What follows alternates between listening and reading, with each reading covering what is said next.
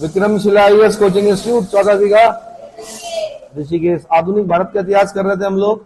आधुनिक भारत के इतिहास में मुगल साम्राज्य का पतन, मुगल साम्राज्य के पतन में आज जो हमने पढ़ना है वो फर्रुखशियर पे हम लोग इसमें है।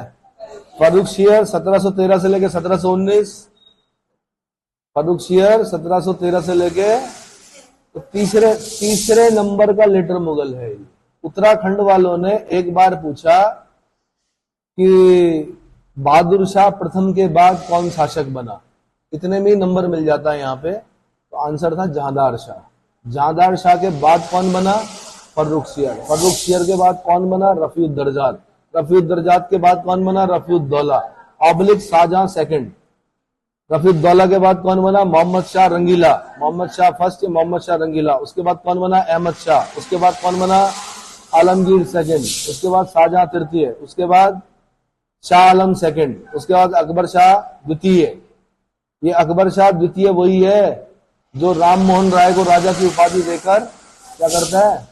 कहां भेजता? ब्रिटेन भेजता अपनी पेंशन बढ़ाने के लिए, है ना। तो राजा राम मोहन राय तो राजा की उपाधि किसने दी? ये उत्तराखंड पीसेस वालों ने पूछा, अकबर सेकंड ने। और लास्ट रूलर जो है बहादुर शाह सेकंड। ठीक है, तो फर्रुखशियर पढ़ लेते हैं भाई। 1713 1719, 1713 1719। फर्रुखशियर 11 जनवरी 1713 को मुगल सिंहासन पर बैठा। सुल्तान ने अब्दुल्ला खां को वजीर और हुसैन अली खां को मीर बख्शी नियुक्त किया।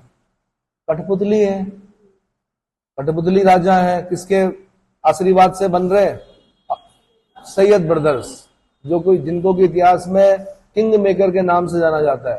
तो खाली सैयद ब्रदर्स याद करके काम नहीं चलेगा। अब्दुल्ला खां भी याद करना पड़ेगा, हुसैन अली खां भी याद करना पड़ेगा। तो सैयद अब्दुल्ला खां को वजीर, सैयद हुसैन अली खां को मीर बख्शी नियुक्त कर दिया गया। सिंहासन पर बैठने के बाद फर्रुखशियर ने जुल्फिकार खां की हत्या करवा दी। किसकी? क्यों करवा दी? उस जुल्फिकार खां ने कभी जहांदार शाह को गद्दी पर बिठाया था। किसको? तो उसकी हत्या करवा दी। क्वेश्चन बनता है जुल्फिकार खां की हत्या किसने करवाई? आंसर फर्रुखशियर ने।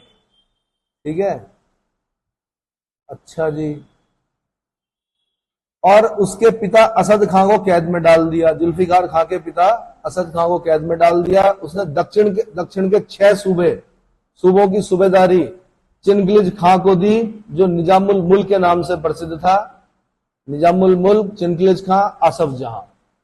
फिर यहां से क्वेश्चन बनता है कि निजामुल मुल्क, चिनगिलिज खां, आसफ जहां को दक्कन के 6 सूबे किसने दिए? आंसर फर्रुखशियर ने दिए। किसने दिए? फर्रुखशियर ने दिए। अब देखो कैसे याद करते हैं। मैंने कहा क्रोनोलॉजिकल ऑर्डर आपने जब कर दिया ना, हर राजा के आगे काम लिख दो मोटे मोटे। ये जी जुल्फिकार खां को मरवा दिया, हत्या करवा दी, है ना। दूसरा, निजामुल मुल्क, चिनगिलिज खां, आसफ जहां को दक्कन के 6 सूबे दे दिए। अब ये आगे चलकर मोहम्मद शाह रंगीला के समय में ये अपनी स्वतंत्रता स्थापित कर देगा और हैदराबाद के स्वतंत्र राज्य की स्थापना करेगा। कौन? यही निजामुल मुल्क, चिनगिलिज खां, आसफ जहां। ये बड़ा योग्य व्यक्ति है। पूरे लेटर मुगल में अगर कोई सबसे योग्य है तो कौन है? निजामुल मुल्क, चिनगिलिज खां, आसफ जहां। इसने औरंगजेब के शासनकाल का कठोर अनुशासन देखा हुआ है। इसने ये दरबार में रहा है किसके साथ? औरंगजेब के साथ। और ये अब जब ये इन बेवकूफ राजाओं के साथ इसको पसंद नहीं आ रहा है। पसंद इसलिए नहीं आ रहा है क्योंकि ये खाली शराब पी रहे हैं, नाच गान देख रहे हैं, बस और कुछ हो ही नहीं रहा। ठीक है, प्रशासनिक कार्यों में बिल्कुल क्या है? शिथिल है। तो क्या होता है कि सुगरखेड़ा का युद्ध होता है।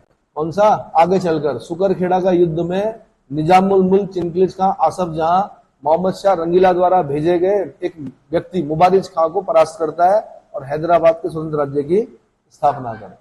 हैदराबाद मूसी नदी के तट पर है। मूसी किसकी ट्रिब्यूटरी है? हाजी, किसकी ट्रिब्यूटरी है मूसी? है ये देखो,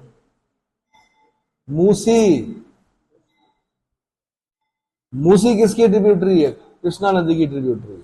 चलो जी आगे बढ़ो। सैयद बंधुओं ने धार्मिक सहिष्णुता की नीति अपनाई और फर्रुखशियर के गद्दी पर बैठते ही जहांदार शाह के अंतिम समय में पुनः अपनाई गई धार्मिक असहिष्णुता की नीति यानी इनटॉलरेंस की नीति को त्याग करते हुए जजिया को तुरंत समाप्त कर दिया।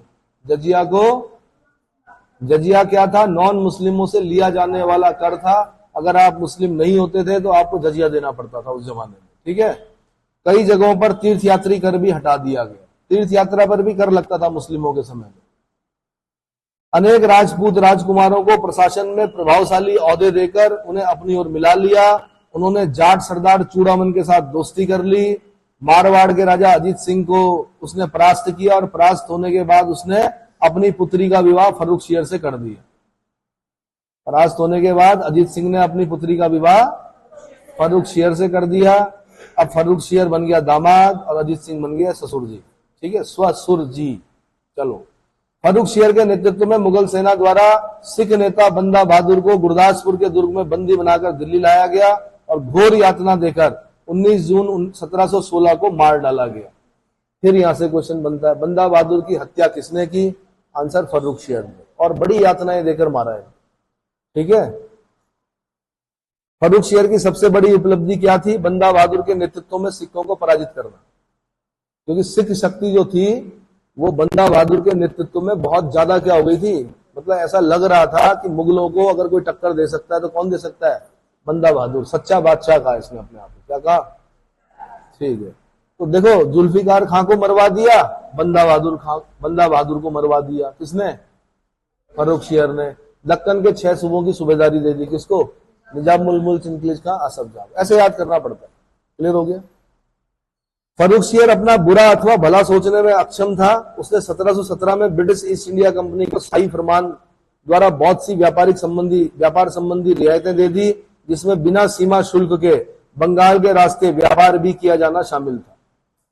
इसके फोड़ा हुआ एक शिष्टमंडल आया, उसके साथ डॉक्टर हैमिल्टन आया। हैमिल्टन ने इसका इलाज किया। ये मूर्ख इतना खुश हो गया कि इसने क्या कर दिया? सुनहरा फरमान दे दिया। किनको? अंग्रेजों को। अंग्रेजों को और चाहिए क्या था? और बिना सीमा शुल्क दिए अब ये बंगाल में क्या कर सकते थे? व्यापार कर सकते थे। समझ में आ गया? तो अब इनका सामान हो गया सस्ता और भारतीय व्यापारियों का सामान हो गया महंगा। अपने ही देश में अपने व्यापारियों का सामान महंगा और ब्रिटिशर्स का सामान सस्ता, और ब्रिटिशर्स उसको अपने दूसरे देशों में जाकर भी क्या करते थे? बेचते थे। अपनी शक्ति को स्थापित करने के उसके प्रयत्न में उसका राज्यकाल लगातार आंदोलित और उलझनपूर्ण रहा। उसने मीर जुमला के प्रभाव में आकर सैयद बंधुओं अब्दुल्ला खां और हुसैन अली खां के प्रति कृतज्ञतापूर्ण व्यवहार किया। कृतज्ञ बोलते हैं जो एहसानों को मानने वाला होता है, नहीं, कृतज्ञ वो होता है जो, कृतज्ञ किसको बोलते हैं? हिंदी पढ़े होंगे आप। एक होता है एहसानों को मानने वाला, एक होता है एहसानों को ना मानने वाला है। मैं कृतज्ञ हो गया कि आप, हाँ, कृतज्ञ जो होता है एहसान मानने वाला होता है। क्या होता है? एहसान मानने वाला। कृतज्ञतापूर्ण व्यवहार किया। उसने सैयद बंधुओं के जुए को अपने कंधे से उतार फेंकने की सोची और इसके लिए एक षड्यंत्र रचा, परंतु सैयद बंधु फर्रुख शेर से भी अधिक चालाक थे। कृतज्ञ भाई, कृतज्ञ जो एहसान को नहीं मानता शायद, है? एक होता कृतज्ञ, एक होता कृतज्ञ। कृतज्ञ मतलब एहसानों को मानने वाला और कृतज्ञ मीन्स एहसानों को ना मानने वाला। तो इसने उनके एहसानों को नहीं माना, इसीलिए बेचारा मार दिया गया। उतार फेंकने की सोची इसने सैयद बंधुओं को, सैयद बंधुओं के जुए को। अब जुआ क्या हुआ? अरे बैलों के जब हल लगाते हैं तो पहले क्या चढ़ाते हैं उस पे, जो जिन पे बैलों के गर्दन पर जो जुआ चढ़ाया जाता है, फिर उसके पीछे हल लगाया जाता था, पता है? तो उसने सैयद बंधुओं के जुए को अपने कंधे से उतार फेंकने की सोची और इसके लिए षड्यंत्र रचा, परंतु सैयद बंधु क्या थे? फर्रुख शेर से भी अधिक चालाक थे। उन्होंने मराठा नेता छत्रपति साहू के सहयोग से 28 फरवरी 1719 को फर्रुख शेर का गला दबाकर हत्या कर दी। इतना आसान था इन राजाओं को मारना, गला दबाकर हत्या कर दी। फर्रुख शेर एक दुर्बल, कायर और निंदित सम्राट था, इसलिए इसे मुगल वंश का घृणित कायर सम्राट भी कहा जाता है। क्या कहा जाता है? घृणित कायर सम्राट भी कहा जाता है। उसके बाद आया रफीउद्दर्जात। ये 28 फरवरी से 4 जून 1719 कुछ महीने बनाए। फर्रुख शेर की मृत्यु के पश्चात सैयद बंधुओं ने रफीउद शान के पुत्र रफीउद्दर्जात को राज सिंहासन पर बिठाया। रफीउद शान का बेटा है कौन? रफीउद्दर्जात, ठीक है, इसको गद्दी पर बिठाया। यह नाम मात्र का और सबसे कम 3 माह 4 दिन शासन करने वाला मुगल शासक था। सबसे कम समय तक शासन करने वाला लेटर मुगल कौन था? रफीउद्दर्जात था। रफीउस्सान का बेटा रफीउद्दर्जात। इसके शासनकाल की एक प्रमुख घटना सैयद बंधुओं के विरुद्ध नेकुसियर का विद्रोह था, जिसमें विद्रोहियों ने उसे आगरा के किले में बादशाह घोषित कर दिया था। नेकुसियर अकबर सेकंड का पुत्र था और अकबर सेकंड औरंगजेब का विद्रोही पुत्र था। ये वही है जो अपने नैनीहाल में जाके मरा ईरान में जाकर, है ना? क्योंकि जो रबिया दुर्रानी था ना, रबिया दुर्रानी औरंगजेब की जो वाइफ थी, वो कहां? ईरान के राजा की बेटी थी। कहां के? जिसके लिए मकबरा बनवाया था, रबिया दुर्रानी का मकबरा, जिसको फोर्ड ताजमहल कहते हैं। बीबी का मकबरा कहां पर है? कहां है बीबी का मकबरा? औरंगाबाद में है, महाराष्ट्र में। ताजमहल की नकल करना चाह रहा था, पर इतना गंदा बना कि फोर्ड ताजमहल कहते हैं उसको। क्या कहते हैं? तो अकबर सेकंड ने अपने पापा से विद्रोह किया था। किससे? औरंगजेब से। उसका बेटा है कौन? नेकुशियर। और नेकुशियर का विद्रोह किसके समय हुआ? रफीउद्दर्जात के समय हुआ। अकबर द्वितीय औरंगजेब का विद्रोही पुत्र था। वास्तव में सम्राट केवल सैयद बंधुओं के हाथ की कठपुतली भर था। 4 जून 1719 को क्षय रोग, टीबी, ट्यूबरक्लोसिस के कारण इसकी मृत्यु हो गई। ट्यूबरक्लोसिस के कारण क्या हो गई? मृत्यु हो गई रफीउद्दर्जात की। उसके बाद बना रफीउद्दौला। सैयद बंधुओं ने अब रफीउस्सान के दूसरे पुत्र रफीउद्दौला को शाहजहां सेकंड के नाम से गद्दी पर बिठाया।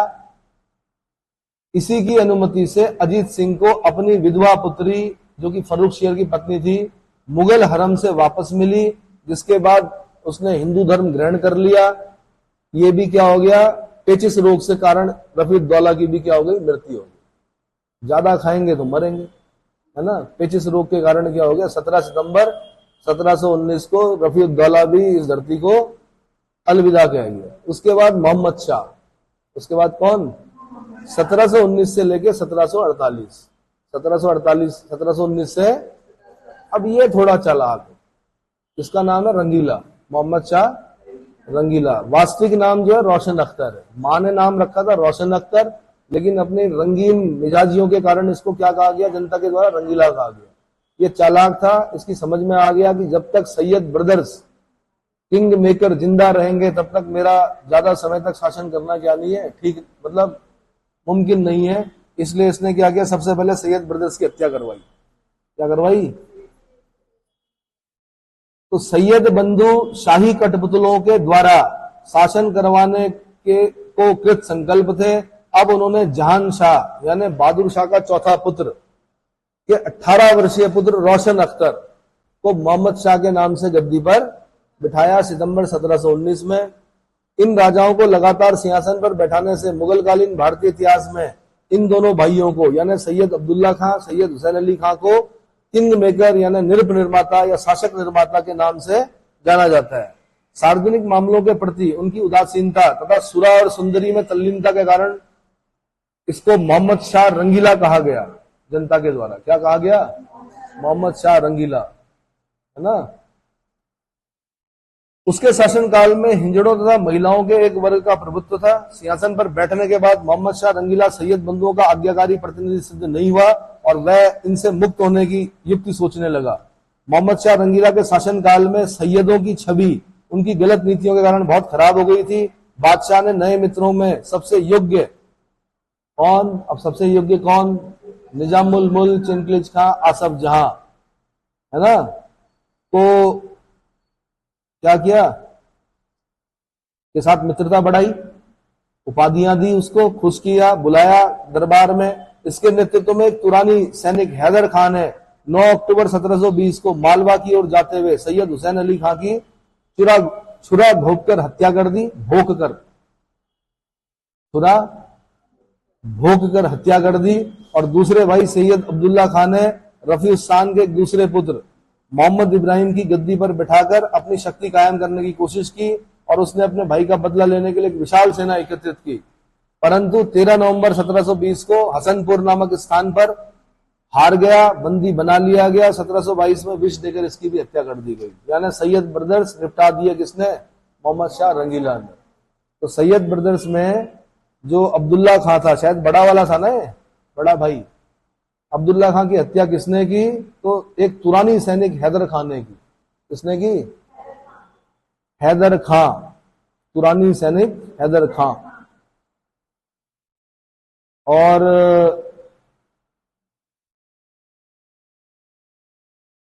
नहीं, हुसैन अली खां छोटे वाले की हत्या की इसने। हैदर खान ने किसकी हत्या की? छोटे भाई, छोटा वाला जो सैयद ब्रदर है, हुसैन अली खां।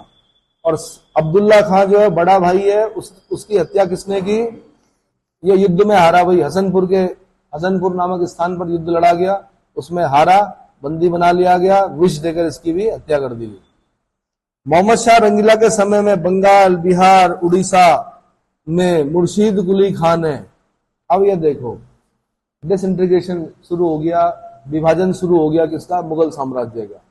सबसे ज्यादा जो राज्य स्वतंत्र हुए वो किसके समय में हुए? मोहम्मद शाह रंगीला के समय में। तो बंगाल, बिहार, उड़ीसा को किसने स्वतंत्र किया? मुर्शीद कुली खान ने। किसने? जरा देखना, दक्कन का टोडरमल किसे कहा जाता है? दक्कन का टोडरमल। एक तो टोडरमल था अकबर के समय में, जिसने देसाला चलाई थी। दक्कन का टोडरमल किसे कहा जाता है? जल्दी देखो। मुर्शीद कुली खां, लिख दो वहां पर, दक्कन का टोडरमल मुर्शीद कुली खां। ठीक है। अवध को किसने स्वतंत्र कराया? सादत खां बुरहानुल मुल्क। सादत खां बुरहानुल मुल्क। अब ये सादत खां बुरहानुल मुल्क आगे चलकर क्या करेगा? ये ईरान के नेपोलियन, जिसको ईरान का नेपोलियन कहा जाता है, इसको नादिर शाह को बुलाएगा। ईरान से नादिर शाह को बुलाएगा, बोलेगा मैं 20 करोड़ रुपए दूंगा तुम्हें, तुम आओ आक्रमण करो यहाँ दिल्ली पे। अब नादिर शाह आता है, कत्लेआम करता है दिल्ली की सड़कों में, क्या कत्लेआम करवाता है ये। 20 करोड़ मांगता है किससे? सादत खां बुरहानुल मुल्क से। दे नहीं पाता तो आत्महत्या कर लेता है। कौन? तो ये भी क्वेश्चन बना, उत्तराखंड वालों ने बनाया कि सादत खां कौन था वो जिसने नादिर शाह के डर से आत्महत्या कर ली थी? आंसर सादत खां बुरहानुल मुल्क। उसके बाद दक्कन में निजामुल मुल्क।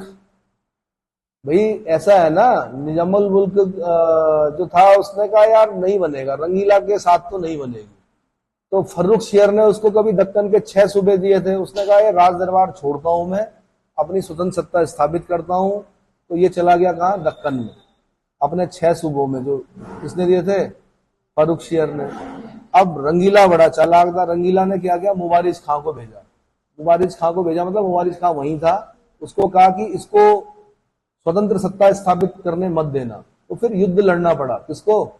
निजामुल मुल्क, चिनक्लिज खां, असफ जहां और मुबारिज खां के बीच में एक सुगर खेड़ा का युद्ध होता है। उस युद्ध में क्या होता है? जीत जाता है कौन? निजामुल मुल्क, चिनक्लिज खां, असफ जहां, और हैदराबाद के स्वतंत्र राज्य की स्थापना करता है। भरतपुर और मथुरा में बदन सिंह जाट, ये जाटों की स्वतंत्रता स्थापित कर देता है। गंगा यमुना के दोआब में कटेहर रोहेलों के नेतृत्व में क्या, तथा फर्रुखाबाद के बंगश नवाबों ने स्वतंत्र सत्ता की स्थापना कर ली। रोहेलखंड की स्थापना कौन करता है? स्वतंत्र सत्ता की स्थापना कौन करता है? रोहेलखंड मतलब बरेली वाला जो रीजन है, अली मोहम्मद खां बंगश पठान। कौन करता है? अली मोहम्मद खां बंगश पठान। ठीक है। 24 फरवरी 1739 को फारस के शासक नादिर शाह एवं मोहम्मद शाह रंगीला के बीच में करनाल में एक युद्ध होता है। करनाल हरियाणा में पड़ता है, जिसमें निजाम ने मध्यस्थता करके रंगीला का बचाव किया। ईरान के नेपोलियन से कौन बचाता है? नादिर शाह से कौन बचाता है इसको?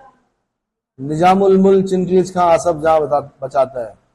इसी के शासनकाल में मराठा पेशवा बाजीराव प्रथम, सैनिक पेशवा, सैनिक शक्ति का अवतार, मराठा शक्ति का अवतार बाजीराव, ये वही है बाजीराव मस्तानी। छत्रसाल भेंट करता है इसको मस्तानी बेगम, है ना। तो बाजीराव प्रथम 1737 में मात्र 500 घुड़सवारों के साथ दिल्ली पे चढ़ाई करता है और ये कुछ नहीं कर पाते। और मराठे समझ जाते हैं कि भैया मुगल साम्राज्य क्या हो चुका है? जर्जर हो चुका है। इसलिए छत्रपति साहू से कहता है बाजीराव फर्स्ट, क्या आओ इस जर्जर वृक्ष के तने पर प्रहार करें। किस जर्जर वृक्ष के तने पर? मुगल साम्राज्य जर्जर हो चुका है, शाखाएं तो स्वयं गिर जाएंगी। शाखाएं मतलब छोटे छोटे राज्य जो है वो अपने आप ही खत्म हो जाएंगे। जैसे छोटे छोटे राज्य मतलब बीजापुर नहीं, यही ये जो अवध हो गया, बंगाल, बिहार, उड़ीसा हो गया, ये अपने आप ही शाखाएं हैं जो गिर जाएंगी। ठीक है। साथ में बाजीराव प्रथम कहता है कि हम मराठा ध्वजा को अटक से लेकर कटक तक फहराएंगे। क्या करेंगे? तब छत्रपति साहू कहता है तुम योग्य पिता के योग्य पुत्र हो और तुम बिल्कुल करोगे ऐसा, है ना। इसको आम भाषा में चोक बोलते हैं। क्या बोलते हैं? चोक देना। हाँ ठीक है, तुम योग्य पिता के योग्य पुत्र हो, है ना, बालाजी विश्वनाथ के पुत्र हो तुम, और तुम बिल्कुल करोगे ऐसे। मराठा ध्वजा को कहा? अटक से कटक तक। कटक उड़ीसा में पड़ता है, अटक पाकिस्तान में पड़ता है। और मैं सच बता रहा हूं, इस देश पर मराठे ही राज्य करते, लेकिन हो क्या गया तब तक? वो आ गया दुर्रे दुर्रानी 1761, पानीपत का तृतीय युद्ध। कौन? अहमद शाह अब्दाली, है ना। और ये गलती कर दी मराठों ने कि आमने सामने की लड़ाई लड़ गए। इनको आमने सामने की लड़ाई नहीं आती थी लड़नी। ये छापामार युद्ध पद्धति में क्या थे? सिद्धहस्त थे। और ये डिफेंसिव हो गए दरअसल। कैसे हो गए? आमने सामने की लड़ाई में नहीं जीत पाए मराठे। चलो जी, मोहम्मद शाह रंगीला ने 1720 में जजिया कर को अंतिम रूप से प्रतिबंधित कर दिया। ये भी उत्तर प्रदेश पीसीएस वालों ने पूछा कि लास्ट जजिया जो दिया गया वो किसके समय में बंद हुआ? सॉरी, लास्ट जजिया कर जो समाप्त किया गया, मतलब इसके बाद अब कभी जजिया नहीं सुना हमने। ठीक है, तो आंसर मोहम्मद शाह रंगीला के समय। समझ में आ गया। और एक बार क्वेश्चन बनाया उन्होंने कि जजिया किसने समाप्त किया पहले, तो वही अकबर ने भी किया था। और एक कश्मीर का शासक था जैनुल आबिदीन, उसने भी किया था। तो आपको टाइम पीरियड पता होना चाहिए। जैनुल आबिदीन अकबर से पहले है, इसका मतलब अकबर से पहले जजिया कर समाप्त करने वाला कश्मीर में जो था उसका नाम क्या था? जैनुल आबिदीन, जिसको बोलते थे वुड शाह। क्या बोलते थे? जिसका मतलब होता है महान नरेश। क्या होता है?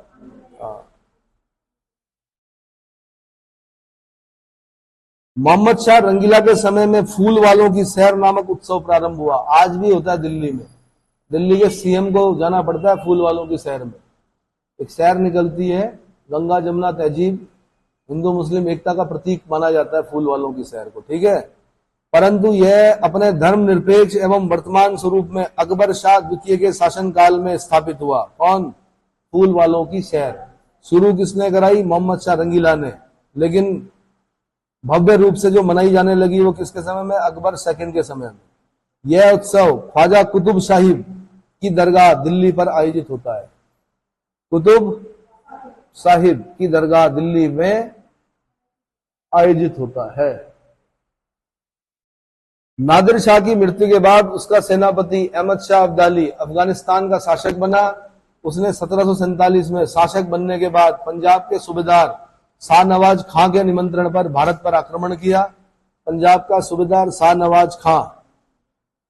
शाहनवाज, देखो नादिर शाह को किसने बुलाया था? अवध के नवाब सादत खां बुरहानुल मुल्क ने बुलाया था।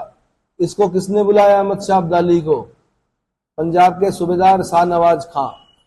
लाहौर जीतने के बाद दिल्ली पर आक्रमण करने के लिए आगे बढ़ा, लेकिन मोहम्मद शाह रंगीला का एक पुत्र था जिसका नाम था शहजादा अहमद। शहजादा अहमद, इसने इसको मच्छीवाड़ा के समीप मानूपुर के युद्ध में पराजित कर दिया। कमाल की बात है कि एक नालायक राजकुमार, क्योंकि आगे चलकर जब ये बनता है राजा अहमद शाह तो इसके समय में हिंजड़े हिंजड़े दिखते हैं। फिर क्या दिखते हैं? उन्हीं का शासन होता है। तो ये बिल्कुल अयोग्य था, लेकिन राजकुमार बनते हुए पता नहीं इसने कैसे हरा दिया अहमद शाह अब्दाली को। कहा? मानूपुर के युद्ध में। अप्रैल 1748 में मोहम्मद शाह की मृत्यु के बाद उसका पुत्र अहमद शाह दिल्ली की गद्दी पर बैठा। ठीक है जी, अहमद शाह कब से कब तक रहा? 1748 से 1754 तक रहा। अहमद शाह के समय में अहमद शाह अब्दाली ने भारत पर 5 बार आक्रमण किए। हराया था ना तुमने? अहमद शाह ने हराया था कभी? अब राजा बन गए तो 5 आक्रमण झेलो।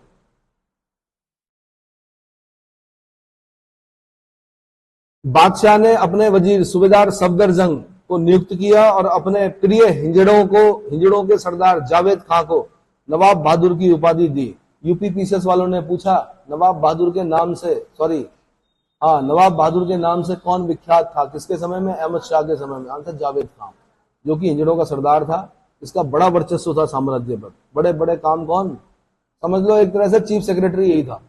ठीक है, नवाब बहादुर की उपाधि दी, जिससे तमाम अमीर उमरा वर्ग रुष्ट हो गए। परिणाम स्वरूप सफदरजंग ने नवाब बहादुर का कत्ल कर दिया। सफदरजंग हॉस्पिटल, सफदरजंग एयरपोर्ट, है ना, तो सफदरजंग ने नवाब बहादुर की हत्या कर दी। सेना को वेतन देने हेतु अहमद शाह को राजमहल के बर्तन तक बेचने पड़े थे। क्या करने पड़े थे? मराठों के सहयोग से इमादुल मुल्क सफदरजंग को अपदस्थ करके स्वयं प्रधानमंत्री बन गया। इमादुल मुल्क ने सफदरजंग को अपदस्थ कर दिया, स्वयं वजीर बन गया। प्रधानमंत्री मतलब वजीर। अहमद शाह के काल में साम्राज्य के प्रशासनिक कार्यों में राजमाता उद्दम बाई, बहुत इंपॉर्टेंट भाई, राजमाता उद्दम बाई का अत्यधिक हस्तक्षेप था, जिसे किबला-ए आलम की उपाधि प्राप्त थी। किबला-ए आलम की उपाधि किसको प्राप्त थी? राजमाता उद्दम बाई। अभी ये पीसीएस का पेपर हुआ, उससे पहले मैंने आपको एक उपाधि बताई थी कि शाहजहां ने अपने बेटे दारा शिका को शाह बुलंद इकबाल की उपाधि दी थी। ये पहले भी पूछा गया था, यूपी में भी पूछा गया, इस बार फिर पूछा गया। तो शाह इकबाल बोला, वैसे पूरी उपाधि है शाह बुलंद इकबाल। कृपया उत्तराखंड में उपाधियां जरूर याद किया करो। जैसे अब यहां पर हो गया किबला-ए आलम, कौन? राजमाता उद्दम बाई। किसकी राजमाता? अहमद शाह की राजमाता, है ना। तो दो नाम याद रखने, किनका शासन है ज्यादा? एक उद्दम बाई का और एक जावेद खान नवाब बहादुर। ठीक है, अब जावेद खान की हत्या के बाद कौन आता है? सफदरजंग। सफदरजंग के बाद कौन आता है? इमादुल मुल्क।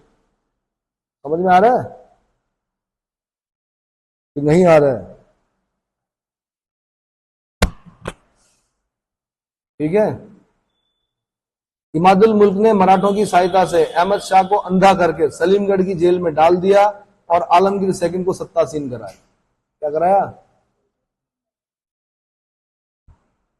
इमादुल मुल्क ने मराठों की सहायता से अहमद शाह को अंधा करवाया और सलीमगढ़ की जेल में डालकर आलमगीर सेकंड को सत्तासीन कराया। अब अगला राजा आ गया भाई, कौन? आलमगीर सेकंड, 1754 से 1759 ईस्वी। अजीजुद्दीन वजीर गाजिउद्दीन इमादुल मुल्क की कृपा से मुगल सिंहासन पर बैठा। कौन?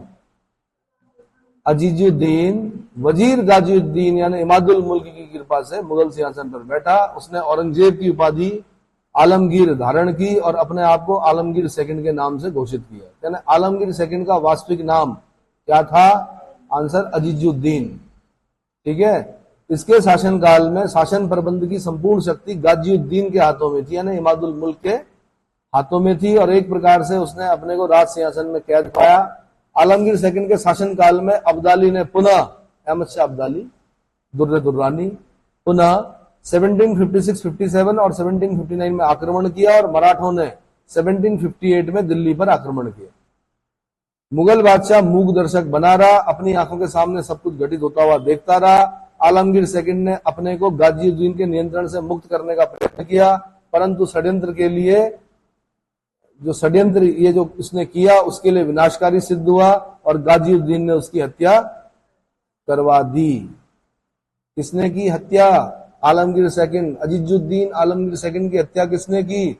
गाजिउद्दीन वजीर ने की, इमादुल मुल्क ने की। 1757 का जो प्लासी का युद्ध हुआ जिसमें ईस्ट इंडिया कंपनी की जीत हुई क्लाइव के समय में, वो इसी के शासनकाल में लड़ा गया था। किसके शासनकाल में? आलमगीर सेकंड के शासनकाल में लड़ा गया था। और ब्रिटिश साम्राज्य की नींव किससे पड़ी? 1757 के प्लासी के युद्ध से पड़ी। तो 1757 का प्लासी का युद्ध जब लड़ा जा रहा था उस समय मुगल सम्राट आलमगीर सेकंड अजीजुद्दीन चुपचाप मूक दर्शक बनकर देख रहा था। यहीं पर अंग्रेजों को निपटा देता तो मेरे ख्याल से। उसके बाद शाहजहां तृतीय बैठता है। आलमगीर सेकंड की हत्या के समय उसका पुत्र अली गौहर पटना में था और वहीं पर उसने अपने आप को शाह आलम सेकंड की उपाधि के साथ सुल्तान घोषित कर दिया। इसी समय दिल्ली में इमादुल मुल्क ने काम बख्श के पौत्र मुही उल मिल्लत को शाहजहां तृतीय के नाम से सिंहासनारूढ़ किया। इस प्रकार आलमगीर सेकंड के मृत्यु उपरांत मुगल साम्राज्य में दो अलग अलग स्थानों पर दो अलग अलग बादशाह सिंहासनारूढ़ हुए। एक हो गया शाह आलम सेकंड, कहां पर? पटना में। कहां पर? अली गौहर। अली गौहर शाह आलम सेकंड के नाम से बैठा, कहां? पटना में। और दूसरा बैठा दिल्ली में, कौन? काम बख्श का पौत्र मुही उल मिल्लत, किस नाम से बैठा? शाहजहां तृतीय के नाम से गद्दी पर बैठा। ठीक है। मृत्यु उपरांत मुगल साम्राज्य में दो अलग अलग स्थानों पर दो अलग अलग बादशाह सिंहासनारूढ़ हुए। उसके बाद आता भाई शाह आलम सेकंड 1759 से 1806। इसका मतलब जितने बड़े युद्ध हैं, 59 में कौन? बेदरा का युद्ध। 60 में कौन? वांडीवाश का युद्ध। 61 में कौन? पानीपत का तृतीय युद्ध। 64 में क्या? बक्सर का युद्ध। 65 में क्या? 1765 में क्या? इलाहाबाद की संधि। ये सब शाह आलम सेकंड के समय में हो रहा है। सिर्फ प्लासी का युद्ध आलमगीर सेकंड अजीजुद्दीन के समय में हो रहा है। उसके समय में इसका वास्तविक नाम, शाह आलम सेकंड का वास्तविक नाम क्या था? अली गौहर था। यह आलमगीर सेकंड का पुत्र था। अपने पिता की हत्या के समय अली गौहर पटना में था, जहां इसने शाह आलम सेकंड की उपाधि धारण की। 22 दिसंबर 1759 को स्वयं को बादशाह घोषित किया, किंतु अहमद शाह अब्दाली के आक्रमण के परिणाम स्वरूप अराजकता इतनी फैल गई कि वह स्वयं को सम्राट घोषित करने के बाद भी 12 वर्षों तक दिल्ली में प्रवेश नहीं कर सका। तो ऐसा कौन सा मुगल बादशाह था जो दिल्ली में 12 वर्षों तक प्रवेश नहीं कर सका? Answer Shah Alam second. ऐसा वजीर गाजीउद्दीन द्वारा मुगल दरबार की गुटबाजी के कारण हुआ। अंततः मराठों की सहायता से, इसको खास ध्यान देना है आपने, किसकी सहायता से? मराठों की सहायता से 1772 में वह दिल्ली आया और सिंहासन पर बैठा। यानी अब मराठे नृप निर्माता की भूमिका अदा कर रहे हैं शाह आलम सेकंड को गद्दी पर बैठाने में। ठीक है, चलो जी, फिर क्या हुआ? इसके काल में अहमद शाह अब्दाली ने 5वीं बार भारत पर आक्रमण किया, जिसके फलस्वरूप पानीपत का तृतीय युद्ध हुआ। इस युद्ध के बाद की अवधि में दिल्ली में रोहिला नेता नजीबुद्दौला और उसका बेटा कौन? जबीता खां और उसका पोता गुलाम कादिर ने अपनी सत्ता स्थापित कर दी। नजीबुद्दौला का नाम सुना है? नजीबुद्दौला का नाम सुना है?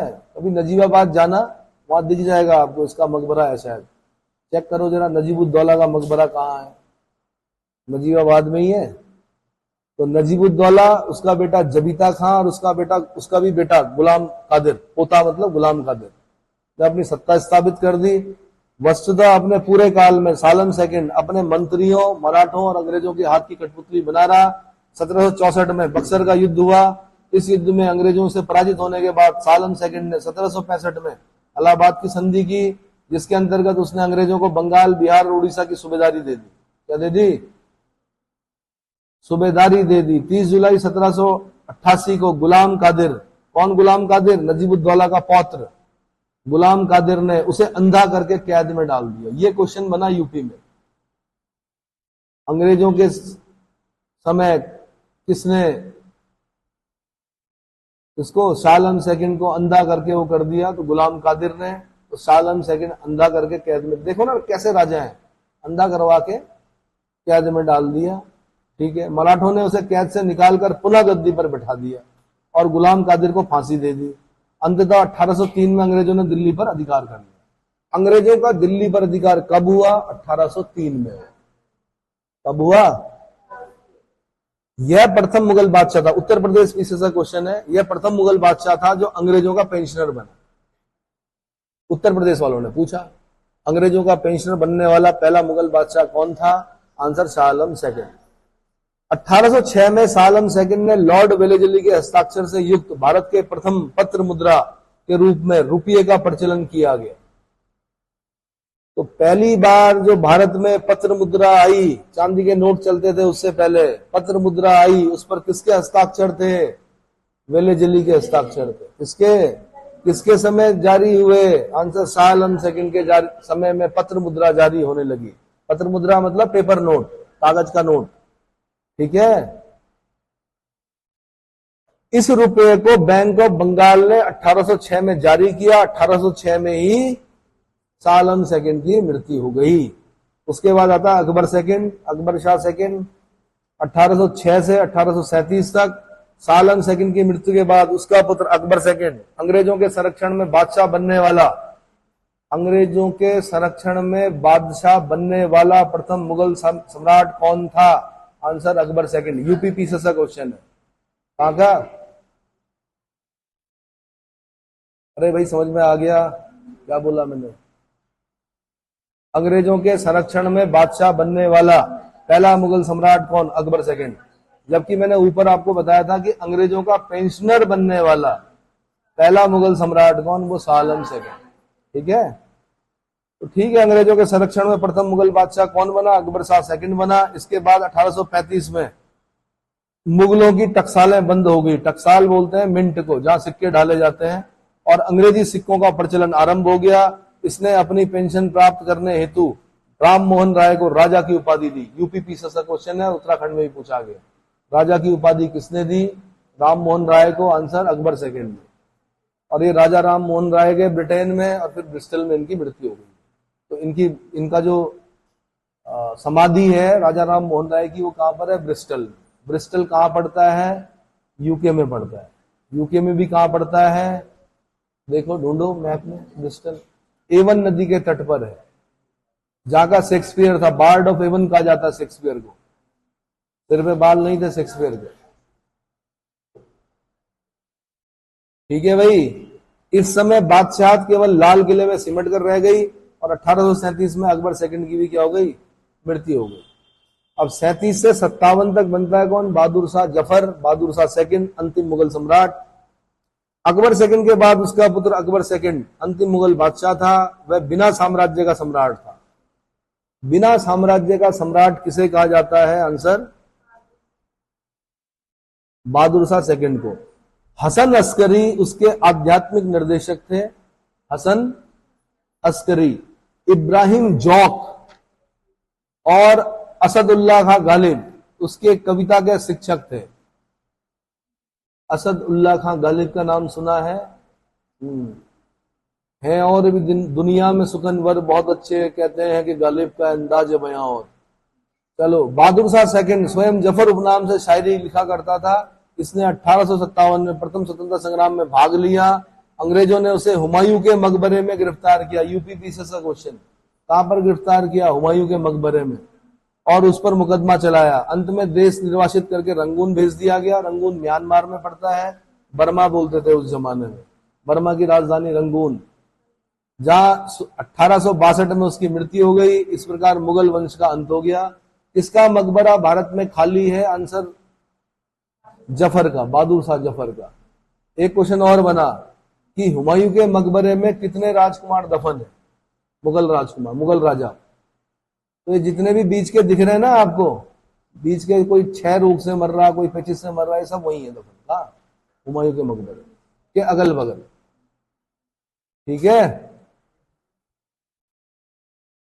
अब इसके बाद मैं पढ़ाऊंगा आपको विदेशी आक्रमण, वो अगले लेक्चर में होगा।